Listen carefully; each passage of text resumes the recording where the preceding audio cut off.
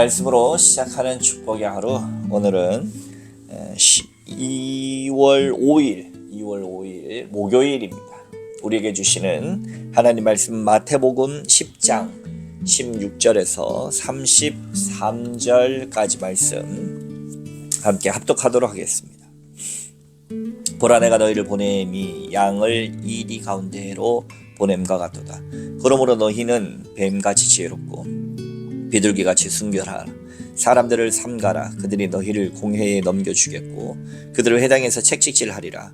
또 너희가 나로 말미암아 총독들과 임금들 앞에 끌려가리니 이는 그들과 이방인들에게 증거가 되게 하려 하심이라. 너희를 넘겨줄 때에 어떻게 또는 무엇을 말할까 염려하지 말라. 그때에 너희에게 할 말을 주시리니 말하는 이는 너희가 아니라 너희 속에서 말씀하시는 이 곧 너희 아버지의 성령이시니라. 장차 형제가 형제를, 아버지가 자식을 죽는 데에 내어주며 자식들이 부모를 대적하여 죽게 하리라. 또 너희가 내 이름으로 말미암아 모든 사람에게 미움을 받을 것이나 끝까지 견디는 자는 구원을 얻으리라. 이 동네에서 너희를 박해하거든 저 동네로 피하라. 내가 진실로 너희에게 이르노니 이스라엘의 모든 동네를 다 다니지 못하였어. 인자가 오리라. 제자가 그 선생보다 또는 종이 그 상전보다 높지 못하나니 제자가 그 선생 같고 종이 그 상전 같으면 족하도다. 집주인을 바알세불이라 하였거든 하물며 그 집 사람들이야. 그런지 그들을 두려워하지 말라. 갑주인 것이 드러나지 않을 것이 없고 숨은 것이 알려지지 않을 것이 없느니라. 내가 너희에게 어두운 데서 이르는 것을 광명한 데서 말하며 너희가 귓속말로 듣는 것을 집 위에서 전파하라. 몸은 죽여도 영혼은 능히 죽이지 못하는 자들을 두려워하지 말고 오직 몸과 영혼을 능히 지옥에 멸할 수 있는 이를 두려워하라. 참새 2마리가 한 아사리온에 팔리지 않느냐. 그러나 너희 아버지께서 허락하지 아니하시면 그 하나도 땅에 떨어지지 아니하리라. 너희에게는 머리털까지 다 세신 바 되었나니 두려워하지 말라. 너희는 많은 참새보다 귀하니라.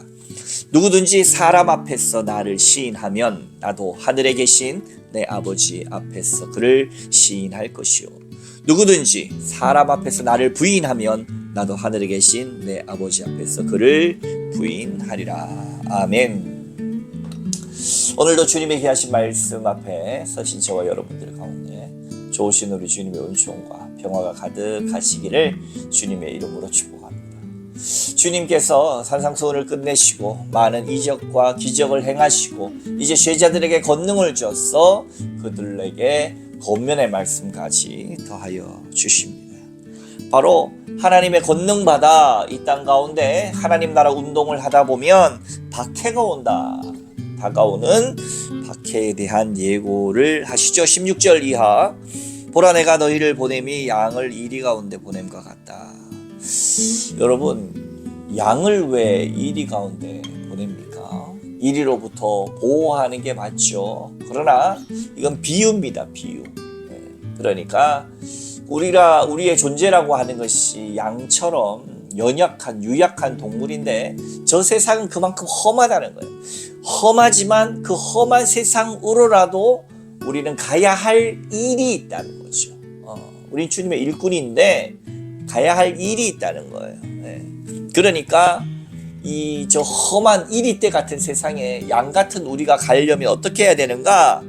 그러므로 너희는 뱀같이 지혜롭고 비둘기같이 순결하라.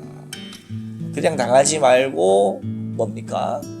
그들과 똑같이 싸우지도 말고 하나님 나라 그 지혜와 지식으로 하나님 주신 지혜로 서고, 또 비둘기같이 순결하라는 것은 그들의 삶의 방식대로 살지 말라. 세상의 문법대로 살지 말고 하늘 사람답게 살라 라고 동시에 요청합니다. 바보처럼 당하지만도 말지만 그렇다고 해서 세상의 방법과 세상과 똑같아지지 말고 하나님 나라의 지혜와 하늘 나라의 방식으로 서야 한다 라고 하면서, 그렇죠? 사람들을 삼가라. 그들이 너희를 공회에 넘겨주겠고 그들의 회당에서 채찍질하리라. 박해가 있다라는 것이죠. 그렇죠. 그러면서도 우리에게 권면의 말씀 19절 이하 너희를 넘겨줄 때 어떻게 또는 무엇을 말할까 염려하지 말아라. 하늘 지혜를 주시겠다. 성령께서 그걸 깨닫게 하시는 거죠. 그때 너희에게 할 말을 주시리니. 어저께 말씀에는 우리가 다닐 때 돈주머니에 금, 은, 동 가지지 말고 신발, 옷, 지팡이 2개씩 가지지 말고 하나님의 일꾼은 하나님 먹이시니까 하나님께 맡겨라. 오늘도 마찬가지죠. 염려하지 말라는 건 뭐예요? 하나님께 맡겨라. 하나님께 맡겨라. 이것이 성경적 방법입니다. 하나님이 정말 돕는가 돕지 않는가 봐라. 할 말을 주실 거다. 할 말을 주실 거다. 하나님의 일꾼 하나님이 먹이실 거다. 20절 말하는 이는 너희가 아니라 너희 속에서 말씀하시는 이 곧 너희 아버지의 성령이시니라. 참 하나님께서는 이루시는 방식이나 일들이 놀랍습니다. 아무리 인간적인 생각을 많이 해도 하늘 지혜를 따를 수 없죠. 제가 사실 굉장히 소중하게 생각하는 시간이 새벽 기도회 때 기도하는 시간입니다. 저도 어떻게 보면 젊다면 젊어서 새벽 시간이 쉽겠습니까, 여러분? 새벽 기도 시간이 힘들고요. 좀 일에 집중해야 되거나 일을 많이 하고 싶을 때는 유혹이 있어요, 유혹.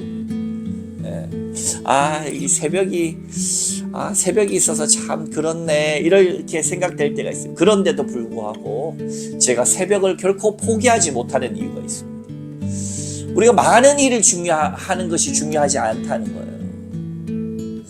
가만히 생각해 보면 시간이 많으면 일도 많이 할 것 같지요. 새벽 예배가 없으면 푹 자고 더 잘 일을 할 것 같죠. 제 경험상으로는 아닙니다. 제 경험상으로는. 사람이 시간이 많다고 일을 아주 알차게 하는 게 아니에요. 시간을 거룩하게 드려야 돼요. 그래서 때로는 푹 자고 맑은 정신으로 뭘 좀 하고 싶다 생각이 있는데 푹 자려면 일찍 자야죠. 새벽이 없었으면 하는 마음이 아니라 푹 자고 싶으면 더 일찍 자야죠.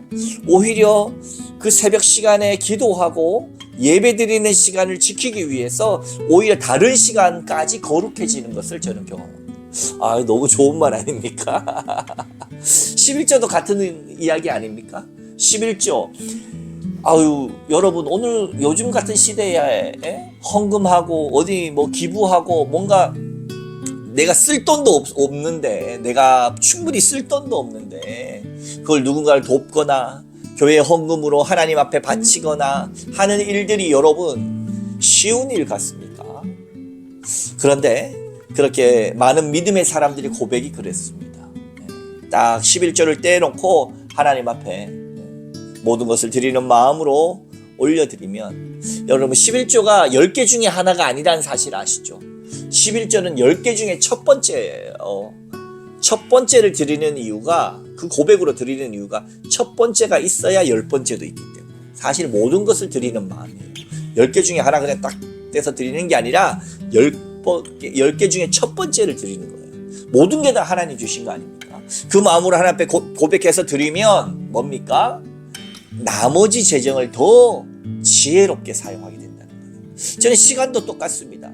제가 새벽 기도 시간을 때로는 피곤하고 때로는 더 많은 일들을 감당하고 싶어서 충분히 자고 하면 좋을 텐데 라는 생각이 안 드는 건 아니지만 결코 제가 새벽 시간을 포기하지 않는 이유는 그럴 거면 내가 내 시간을 더 잘 사용해야지, 그럴 거면 내가 더 일찍 자야지 라는 것으로 내가 시간을 정말 없는 시간을 더 지혜롭게 사용하기 위해서 하고요. 그리고 정말 드리고 싶은 말은 뭐냐면 그 새벽 시간에 나와서 피곤하고 힘들더라도 찬송하고 말씀 보고 또 그러고 나서 그 강대상 앞에 앉아서 하나님 앞에 주의 이름을 부르면서 기도할 때 오늘 20절 말씀, 말하는 이는 너희가 아니라 너희 속에서 말씀하시는 이 곧 너희 아버지의 성령이시라. 그 새벽 시간에 전혀 생각하지 못했던 일들을 하나님께서 떠올리게 하시는 경우가 굉장히 많습니다. 정말로 그 시간 앞에 하나님 앞에 고요히 또 주님의 이름을 부르면서 때로는 격렬하게 통성기도하면서 때로는 하나님 정말 나를 울게 하셔서 눈물 흘리면서 기도하는 그 시간 속에 내가 전혀 생각하지 못했던, 내가 전혀 다다라 보지 못했던 곳을 다다르게 하시고 기억나게 하시고 떠오르게 하시고 내가 뭘 해야 될지를 알려주시는 시간이 그 시간입니다. 그래서 제가 그 새벽 시간이 때로는 피곤하고 힘들지만 결코 포기할 수 없는 일이에요. 아주 피곤해서 그냥 놓쳐버리는 경우가 있을 수 있겠지만, 그렇지만 아무리 피곤해도 내가 그래도 새벽을 지키기 위해서 애쓰는 이유가 거기에 있습니다. 그래서 사실은 하기 싫어서 억지로 하는 것이 아니라 힘든 건 사실이지만 그 마음으로 정말 어찌 보면 행복한 마음으로 제가 이 일을 감당하고 있다라고 하는 것이 얼마나 감사한지. 때로는 정말로 그게 안 맞는 분들은 이거 어떻게 없애나 고민하시는 분들도 제가 여러 명 제가 봤습니다만은 저 같은 경우는 아니에요. 힘든 건 사실이다 하나, 그러나 정말 소중한 시간이다. 왜? 그 시간을 통해서 하나님 말씀하신단 말이에요. 그 시간을 통해서 정말 성령께서 인도하신단 말이에요. 물론 새벽에만 그렇게 하신 건 아니죠. 그러나 저는 그 시간이 너무 귀하다라고 하는 것입니다. 그래서 성령께서 우리에게 할 말을 알려주신다라고 하는 것 더하기 정말로 하나님께서 뭐라고 지도하십니까? 23절 이 동네에서 너희를 박해하거든 저 동네로 피하라. 내가 진실로 너에게 이르노니 이스라엘의 모든 동네를 다 다니지 못하여서 인자가 오리라. 그렇죠. 박해하면 피합니다. 바울도 때로는 강주리에 실려서 도망가기도 했죠. 그것이 꼭 오로지 자신의 생명을 지키는 행위를 또한 넘어서 바로 주의 복음을 땅끝까지 전하기 위해서 주신 사역 감당하기 위해서 최선을 다하는 그 모습을 우리가 볼 때에 우리는 정말 하나님의 사람이고 하나님 주신 지혜와 하나님 주신 순결함으로 우리에게 주어진 것을 감당하려면 기도하지 않을 수 없고 주님의 참 제자로 살아가기 위해서 주님만 바라볼 수 않을 수 없다라고 하는 것입니다. 그리고 많은 핍박과 어려움 속에서 있지만 두려워하지 말아라 이야기하십니다.